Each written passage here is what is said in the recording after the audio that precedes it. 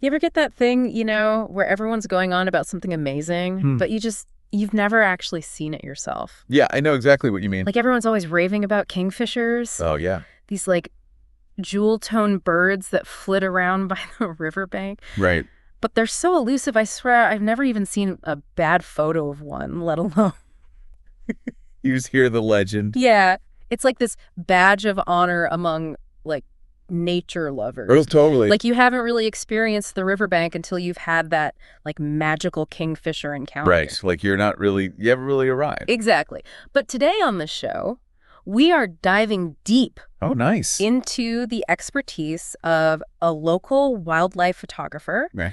Who not only sees these birds regularly. Wow. He's captured them in these absolutely stunning photos. Really? So get ready to up your kingfisher game today. Yeah. Because I need some help. We're going to get you seeing some kingfishers. Oh. But it's more than just Yeah. pretty pictures. We're talking about understanding their behavior, Uh-huh. learning their secrets, and most importantly, Yeah. increasing your chances of actually having that aha moment Yeah. of witnessing them in the wild. I like it. So we're heading to Withymead Nature Reserve on the Thames, Okay. a known hotspot, with Simon Booker. Okay. He's a local photographer, Got it. and his images were recently featured in the Goring Gap News. Have you seen this? I haven't seen it, no. Oh, they're amazing. Okay. We'll make sure those are linked in the show notes. But what I think is so fascinating about Booker's approach is it's not about if you'll see a kingfisher. Yeah. It's about how to see one. Okay. And that's I feel like that's a subtle shift in perspective, but For sure. it makes all the difference. Yeah, no, I agree. That's a good way to think about it. Because it's kind of like, I always tell my friends this, finding a four-leaf clover, Okay. it's not about luck. It's about knowing how to look. Yeah. Yeah. So how do we apply that same principle to like these kingfishers Totally. that aren't just hanging out on park benches? Right. And that's where the patience and the observation come in. Okay. Booker really emphasizes that while kingfishers are active, they're also easily missed Yeah. if you don't know what to look and listen for. So true. And that's where Withymead comes in. Yeah, tell us about this Withymead place. So picture this.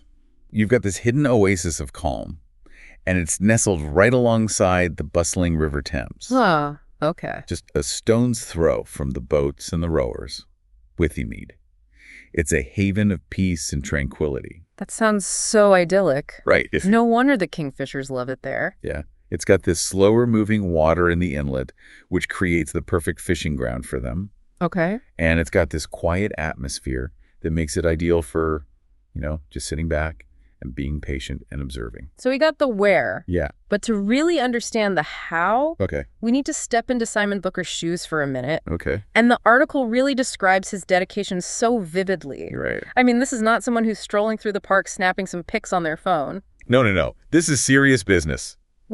He's up before dawn. Wow. Meticulously planning his outing. Right. He even spotted a buzzard on his way to Withymead. Oh, wow. Like, that's dedication. I know. I'm like, I need to step up my game. I know. Like, I love nature, but I'm not sure I'm getting up before the birds to do it. I know, right? But it speaks to that preparation and observation that he talks about. Totally. It's about being in tune with nature's rhythm, not just like expecting it to perform on demand. Right. You're meeting it on its terms. Yes. Wow. And I think that's so important. That's a good point. And you know what?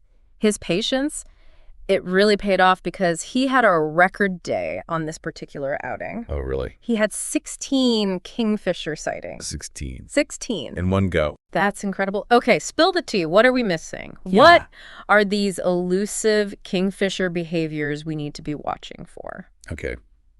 So you ready for this? I'm ready. Let's do it. Okay. Buckle up. Okay, so we're at Withymead. Oh, We're feeling zen, totally in tune with nature's rhythm. okay. How do we actually find these feathered bullets? So Booker says forget your eyes. What? At least at first. Okay. He says you'll hear a kingfisher Right. before you see one. They have like a distinct call. Oh, yeah. What am I listening for? Is it like a majestic eagle cry? Not quite. Okay. Think less majestic eagle, more like Yeah, okay. kid with a tiny whistle. Okay. Just this high-pitched quick note. Okay. Once you hear that, that's your cue to start scanning the riverbank for a flash of blue. Okay, that's actually super helpful. Yeah. Because I'm always like so busy looking. Right. I probably miss the audio cues. Right, exactly. But speaking of seeing them, Yeah.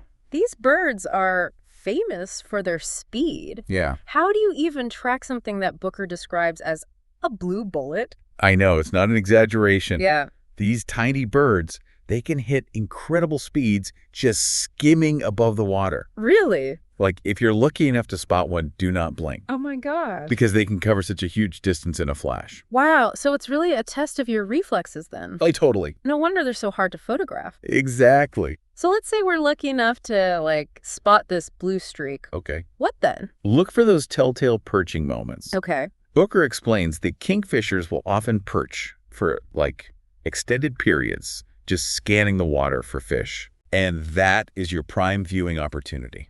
So they're like little feathered fishermen just patiently waiting for their moment? Precisely. I love it. Yeah. And this is where the observation gets really interesting. Okay. Because Booker points out that their beak, it actually acts like an arrow, pointing directly at their target. Oh, wow. So you can actually anticipate their dive Oh. based on the angle of their beak. That's amazing. Yeah. So you're not just watching the bird, you're watching its beak Right. for clues about what it's going to do next. Exactly. Like you're deciphering a secret language. I know, it's so cool. What happens when they finally go for it? That's when you get the moment of truth, the dive. Okay. The kingfisher plummets headfirst into the water. Wow.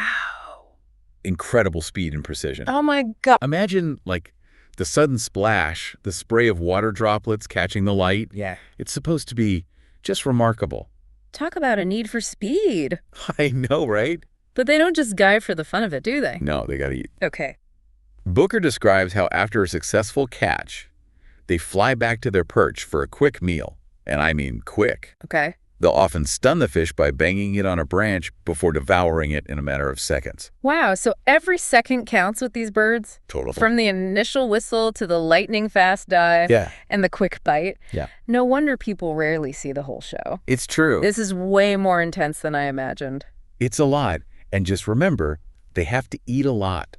So this whole cycle can repeat multiple times, even during a single observation session. Okay, I'm exhausted just thinking about it. Right.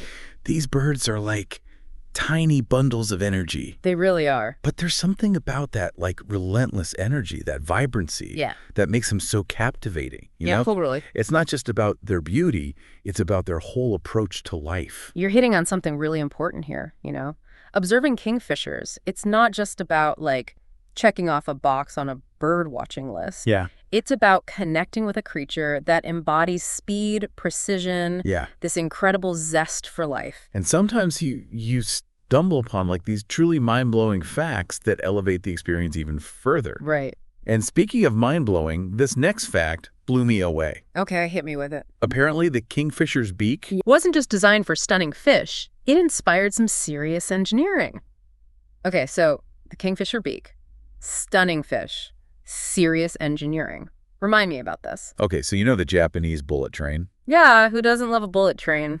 Fast, smooth rides. Exactly. And you know that, really distinct nose cone? Yeah, it's aerodynamic. Well, the lead designer, he's Yeah. a bird watcher. Get out. And he actually modeled the train's nose cone after the shape of a kingfisher's beak. No way. Yeah. So those sleek, aerodynamic trains were inspired by a bird that's barely bigger than my hand? Yep. That's unbelievable. It really makes you appreciate the power of, observing nature, doesn't it? Totally. I mean, there's inspiration everywhere if you just know where to look. Right. And speaking of inspiration and things we should be looking for, what about that dazzling blue color? Is that another engineering marvel? You're about to enter the mind-boggling world of the Tyndall effect. The Tyndall effect. Okay, lay it on me. So kingfishers, they may look blue, Yeah. but their feathers don't actually contain any blue pigment. Wait, what? It's a trick of the light. No way. Yeah. The way their feathers are structured, it scatters blue light more strongly than other colors. Okay. So you get that iridescent blue illusion. So they're kind of tricking us with physics. So it's not really blue. It's just how the light hits it. Pretty much. It's the same reason why the sky looks blue, even though space itself is black. Wow, that's amazing. They're tiny feathered magicians. I know, right? It makes you wonder what else we're missing when we just glance at the world instead of truly observing it. Right. Booker waiting patiently for hours to catch that perfect kingfisher moment. Exactly. And that's something he subtly emphasizes throughout the article, Mhm. This isn't just about kingfishers. It's about appreciating the magic of Withymead as a whole. Yeah, it's bigger than just one bird, isn't Yeah, it? exactly. Yeah. Connecting with nature, appreciating the biodiversity, understanding this whole incredible ecosystem. Yeah. It exists in a delicate balance. Absolutely. And speaking of Withymead, you mentioned it's a nature reserve, right? And like usually those rely on the support of, our listeners, nature lovers. Oh, absolutely, yeah. Withymead is completely funded by donations. And it plays a crucial role in providing a safe haven, not just for kingfishers, but for tons of other wildlife. Right. So if anyone listening, if this has inspired you at all, Yeah. head to their website. We'll link in the show notes. Perfect. Every little bit helps. I love that. It's a good reminder that experiencing the beauty of nature often goes hand in hand with protecting it. For sure. And with kingfishers, that protection, it's especially important. Yeah. Booker mentioned that they're a Schedule 1 bird. Yeah, it's a protected status here in the UK, recognizing that they face real threats. Wow, I didn't realize they were considered that vulnerable. Yeah. What makes them so susceptible?